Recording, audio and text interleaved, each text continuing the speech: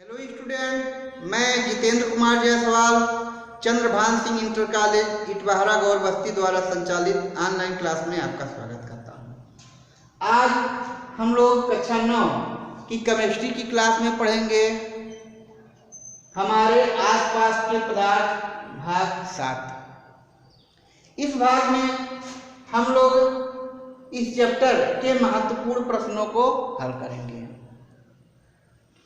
ये जो प्रश्न हैं ये एनसीईआरटी बुक से लिए गए हैं, पर सारे के सारे क्वेश्चनों को हल नहीं किया जा रहा है, केवल कुछ महत्वपूर्ण प्रश्नों को ही हल किया जा रहा है। आपको बता दें कि इनके जो क्रम होंगे वो एनसीईआरटी बुक के अनुसार नहीं होंगे, लेकिन ये सारे के सारे क्वेश्चन आपको एनसीईआरटी बुक में मिलेंगे। इस चैप्टर में और एक दो टॉपिक बचे हुए हैं जिनको क्वेश्चन आंसर के माध्यम से आपको बताए जाएंगे। वो जो टॉपिक हैं वो क्वेश्चन आंसर के माध्यम से अब बताए जाएंगे। तो हम लोग शुरू करते हैं। महत्वपूर्ण प्रश्न का जो पहला प्रश्न है वो निम्नलिखित में कौन से पदार्थ हैं? कुर्सी, गंध, वायु, स्नेह, घृणा, बादाम, विचार, शीत, पेय, इत्र का सुगंध।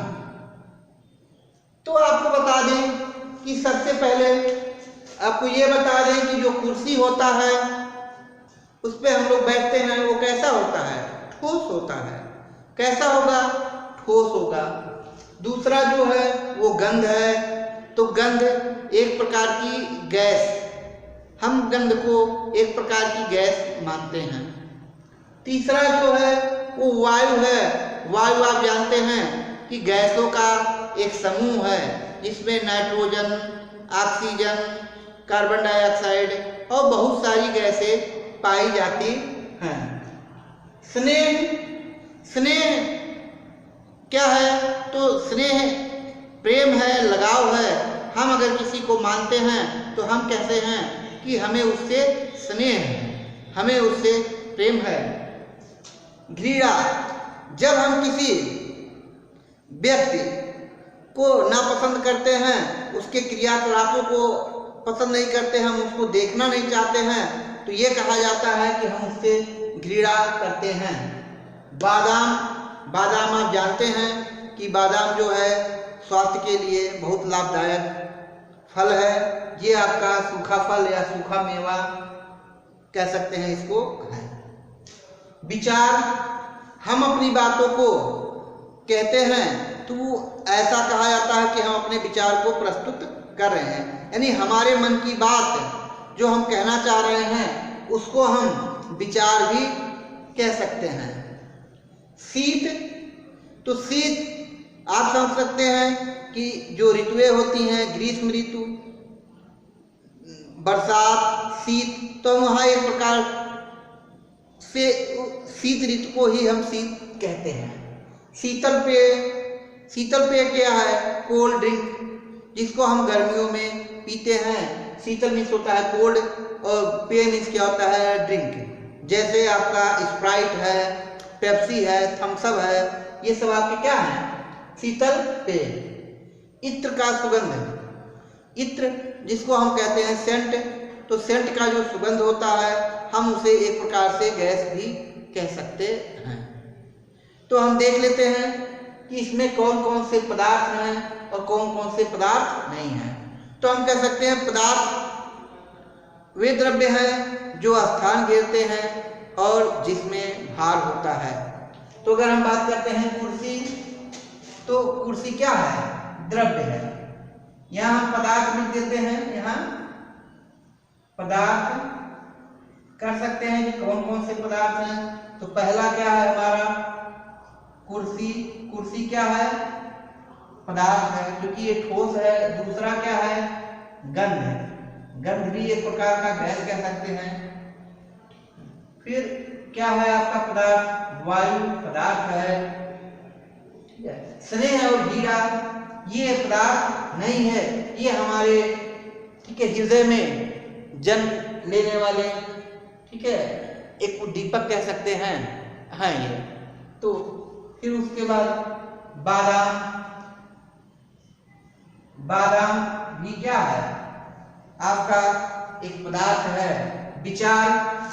विचार हम अपनी बातों को कहते हैं, अपने विचारों को कह सकते हैं, मतलब हम कह सकते हैं कि जो विचार है उसको कोई पदार्थ नहीं है। ऐसा नहीं है कि हम अपने विचार को किसी को दे दें और वो ले जाके विचार को कहीं सुरक्षित रख दें, तो ऐसा कुछ नहीं है। मतलब विचार जो है वो आपका पदार्थ नहीं है। अब अगर हम बात करते हैं शीत, तो शीत भी आपका पदार्थ नहीं है। अब करते हैं बात किसकी, शीतल पेय। तो जो आपका शीतल पेय है वो क्या है, पदार्थ है। और इत्र का सुगंध भी क्या है, पदार्थ है। तो इस प्रकार जो हमारा ये पहला जो क्वेश्चन है ये इसका अर्थ है। अब दूसरा क्वेश्चन हम लोग देख लेते हैं। बढ़ते हुए घनत्व के क्रम में निम्नलिखित को व्यवस्थित कीजिए। वायु, चिमनी का धुआं, शहद, जल, चाक, रुई और लोहा। तो सबसे पहले आपको बता दें कि इसमें आपके ठोस कौन से हैं, द्रव कौन से हैं और गैस कौन से हैं। आप जानते हैं कि गैस का घनत्व सबसे कम होता है, फिर गैस से जो ज़्यादा घनत्व होता है वो द्रव का होता है, और सबसे ज़्यादा जो घनत्व होता है वो ठोस का होता है। तो सबसे पहले हम क्या करते हैं, इन्हें ठोस, द्रव और गैस में वर्गीकृत कर लेते हैं। तो देखते हैं कि चाक, लोहा और रुई ये क्या है आपके, ये आपके ठोस हैं। द्रव की बात करते हैं तो जल और शहद ये आपके द्रव हैं। और अगर हम गैस की बात करते हैं तो वायु तथा चिमनी का धुआं ये आपके क्या हैं, ये आपके गैस हैं। अब अगर हम बात करें कि इसको करना क्या है, तो बढ़ते हुए घनत्व के क्रम में, तो यहां हम लिखेंगे बढ़ते हुए घनत्व के क्रम में, यानी बढ़ते हुए घनत्व के क्रम में। तो सबसे पहले इसका अर्थ ये हुआ कि सबसे पहले हम लिखेंगे उस द्रव्य को जिसका घनत्व सबसे कम है, और सबसे लास्ट में सबसे अधिक घनत्व वाले को लिखेंगे। मतलब कि हम गैस से शुरू करेंगे और कहाँ तक ले जाएंगे, ठोस तक ले जाएंगे। तो आपको बता दें कि पहला जो है आपका वायु का घनत्व सबसे कम है, क्योंकि अगर हम बात करें तो चिमनियों का धुआं, तो चिमनियों के धुओं में आपके कण भी होते हैं, कुछ ठोस कण भी होते हैं। इसलिए अगर हम वायु की तुलना में चिमनियों का जो धुआं है उसका घनत्व कैसा है, ज़्यादा है। तो हम यहाँ ऐसे चिन्ह लगा देते हैं। तो ये आपका हो जाएगा चिमनी का धुआं, क्या हो जाएगा, चिमनी का धुआं। अब फिर हम आ जाते हैं किस पे, द्रव पे। तो अगर हम जल और शहद को देखते हैं तो शहद का जो गाढ़ापन है वो ज़्यादा है और जल का गाढ़ापन क्या है, कम है। इसलिए जल का घनत्व जो है वो शहद से कम है, इसलिए पहले हम जल को लिख देते हैं, फिर उसके बाद किसको लिखेंगे, शहद को लिखेंगे। अब आ जाते हैं हम लोग ठोस पर। तो यहाँ ठोस में क्या क्या दिया गया, रुई दिया गया है, चाक दिया गया और लोहा। तो आप जानते हैं कि रुई भले ही ठोस है पर मुलायम होता है, इसलिए अब की बार हम क्या लिखेंगे, घनत्व के क्रम में रुई लिखेंगे। क्या लिखेंगे बेटा, रुई लिखेंगे। उसके बाद रुई के बाद क्या होगा, आपका चाक होगा, चाक के बाद क्या होगा, लोहा। तो अगर हम कहें कि सबसे ज्यादा किसका घनत्व है, तो सबसे ज्यादा जो घनत्व है वो लोहे का है, और सबसे कम घनत्व किसका है, तो सबसे कम घनत्व है वो वायु का है। अब हम देख लेते हैं तीसरा क्वेश्चन।